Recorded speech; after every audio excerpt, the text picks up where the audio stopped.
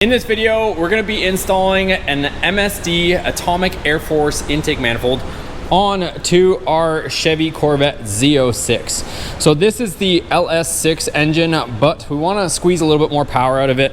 We literally just took the Pro Charger kit off it because this is our road course duty car. So we want to extract as much power out of this thing, naturally aspirated as we can. Right now, we just been going through the car ever since we bought it, but it does have a cam and CNC ported heads on it. That's about the extent of what we know about it. I don't know what cam, what heads, all that stuff that are on it, but I do know that it has a stock intake manifold on it, so I want to try to upgrade this stuff as much as possible. I do want to also, you'll notice that this car has the electronic throttle body. I do want to upgrade that at some point here, but I want to show you guys how you can install this without having to completely reinvent the wheel. So I'll show you guys what I'm doing. We'll get straight into it. So here we go. Here's the Atomic AirForce intake manifold. We've got the fuel rails also, but you will notice that it does have provisioning to use your stock fuel line. So you can actually use that as well if that's the route you want to go. Also, you'll notice on the front, it's got the newer LS style 4-bolt flange there. We got this piece as well from MSD, and this adapts the 4-bolt flange back to the 3-bolt so that we can actually use our factory throttle body. It's a bit of a chokehold for now, but it'll allow us to get this thing operational. Like I said, that way you guys, if you want to upgrade as you go, you can. So first things first, make sure you depressurize your fuel system. If you guys do or don't know how to do that, most people pull the fuse in their fuse box, start the car, and let it kind of draw out as much fuel as you can just at idle. It's one way to do it, or wrap a rag around it and disconnect it.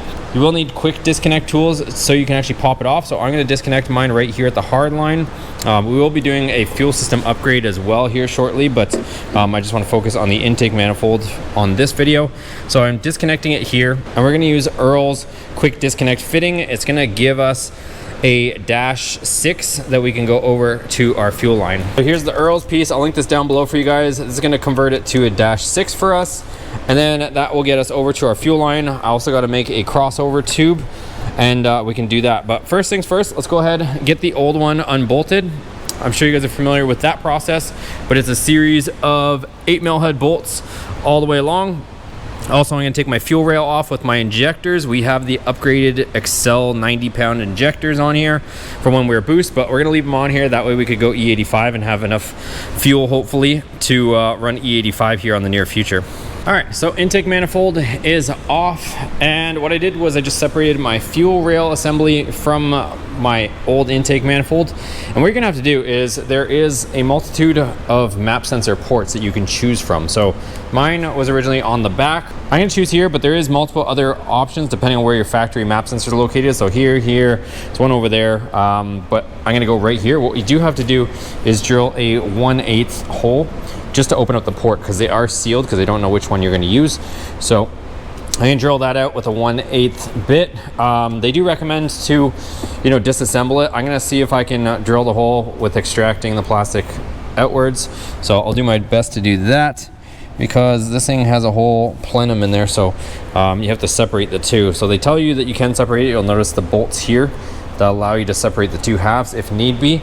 But I just want to show you guys, you could technically use this. You might have to modify your brackets a little bit, but the manifold, I guess depending on which fuel rail assembly you have, it could potentially work with the crossover, but it might be for a newer style also. But either way, we're going to be using the MSD fuel rails, so I'll also link those down below for you guys. They're going to look way better than that other stuff. So these are going to look really trick. So I'm going to go ahead and get my fuel injectors out of there also, and I'll drill this out and show you guys the results of that. As long as you keep the drill bit turning in the clockwise direction, it's pretty much pulling all the shavings out. So we're good there. Drilled out that little hole. I can put my map sensor back in here, put a bolt in there to retain it. And then we've got our vacuum port for here, and then also for our brake booster. So that stuff's all ready to go. Let's transfer over the injectors. Okay, so just getting everything ready. So our factory fuel injectors will work on the Atomic rails. You do have to put larger O-rings on the bottom. They're supplied with the fuel rails, so I'm just slipping these on, and then we can get these on and bolted down. All right, you guys, this thing is looking good. So we got our fuel rails on here, our fuel injectors are in, got the large lower O-rings on, everything's good and tight. Now we've got to install all of our gaskets. So these are the ones that go on our intake ports. And I'm also gonna put the one on the front here, and we'll get the adapter plate on it as well for our 3-bolt throttle body. Okay, so our adapter plate bolted on there very nicely. So that's a quality piece there. Like I said, I am gonna be upgrading the throttle body later, but for now, our factory one is gonna be reliable. And for our little 5.7, it should be decent. It might be a tiny bit restrictive, but it's not gonna be like a huge choke point with our smaller displacement. I'm gonna put these gaskets on as well. So these just press into place, these form-fit gaskets. Okay, all of our gaskets are in place. So let's go ahead, flip this back over. Let's put our throttle body on. Okay, so we are going to need to transfer over our gasket. Mine's in good shape, but if yours is not, make sure you replace it. So we'll put this gasket in place, and then we'll put our throttle body on. Also, side note, I am going to be upgrading to the newer style MAF. So this is kind of horrendous looking. I'm gonna be going to the newer style setup. So it's just the MAF sensor in the pipe instead of the whole kit and caboodle deal here. Looks like I have to do something with this port. I might have to turn it or whatnot. All right, if yours has that port like mine did, all I did was put the throttle body in the vise in the spot where our gasket doesn't contact. I used a large wrench here and I just turned it so it actually will spin in here. So I turned it so it's out of our way, so now we should be able to put this back on. All right, with that pointed down, we've got adequate clearance now. If you're using this port, you could probably turn it up or however you want, but mine's capped off. So now we'll put the washer and the nuts on here and secure our throttle body. Okay, check it out. So throttle body's on. Don't mind this horrendous mess because I'm gonna be eliminating this pretty soon and upgrading that. Probably happen at a similar time point. So our port here, like our factory one, is there as well. So now what I'm gonna have to do is make up the lines. So I'm gonna end up crossing this over at the rear, I think. So I'm gonna do my crossover at the rear, and then I think I'm gonna cap this front one, and then I'll come this way with my fuel line and connect it to our factory fuel port over here.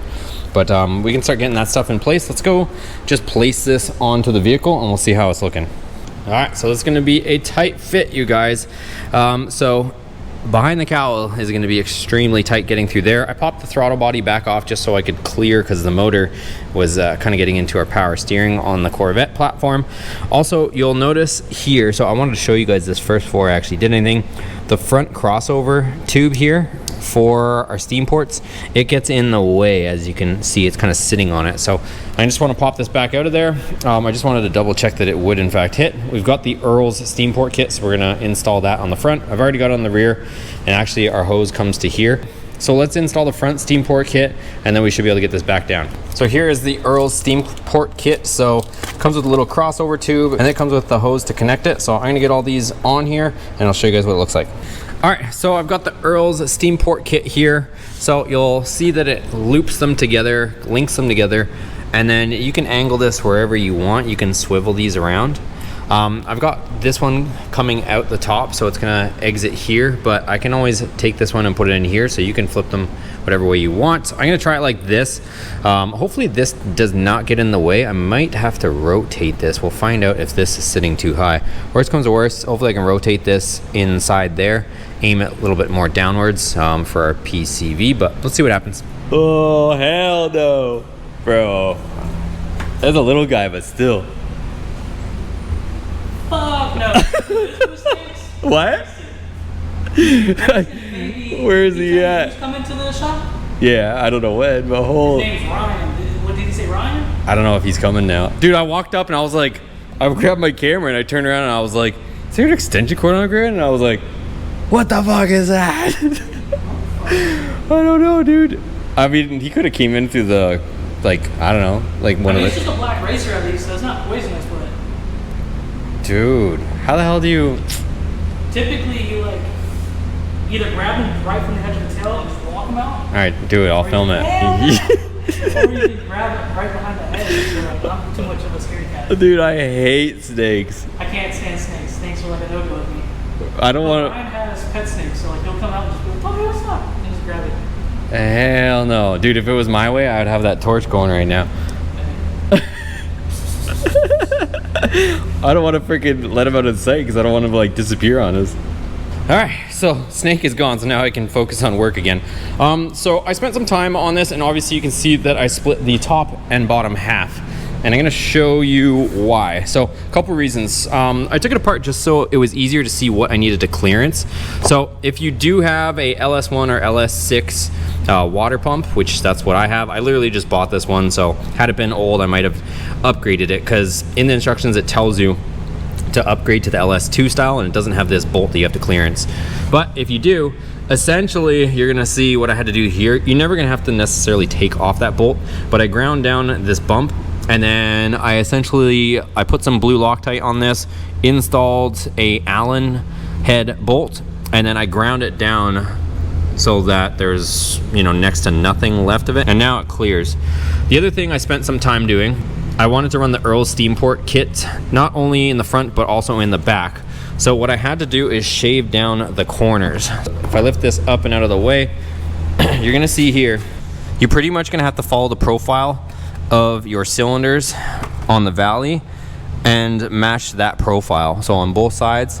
And then what I did was I just used the straights out, and then I put a T-fitting here, and then I'm going to take it out and around off of that T from this 90. So that's gonna go around the back. What else?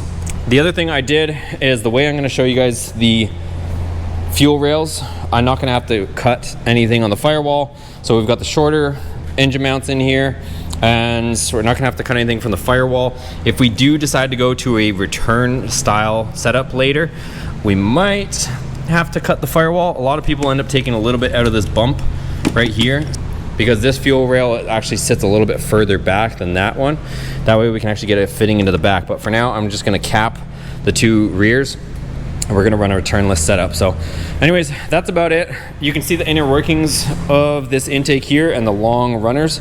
So pretty cool the way it works. One thing I did notice is some people talk about this nut backing off. I can see that from the factory, they've actually staked this. So they've kind of played with the threads a little bit, I guess you could say, so that it doesn't come off or back off easily. Other than that, before we reassemble it, just make sure all of our O-rings here are in place that go around the injectors, and that all of our gasket is in place. And then I'm gonna put the two halves back together, and we'll be ready to install this. Okay, so check it out, you guys. Just doing a little bit of test fitting. So I got the fuel rails on here. Our fuel rails clear, and the back one is just capped. So we are all good there. And then I got the throttle body on here. Went with the newer style throttle body. And what I did was flipped it so that the motor is on this side. It's pretty close to the tensioner, but it does clear. So should be good there. I test fitted the plug. And then same thing with this rail. We're capped on the back, and we should be ready to go. So I'm gonna go ahead, pop this off, put the gaskets back in it, and then we'll slide it into place. We should be able to put the bolts on. Also, all the hardware has to be blue Loctited and then tightened down to 75 inch pounds, not foot pounds, but inch pounds.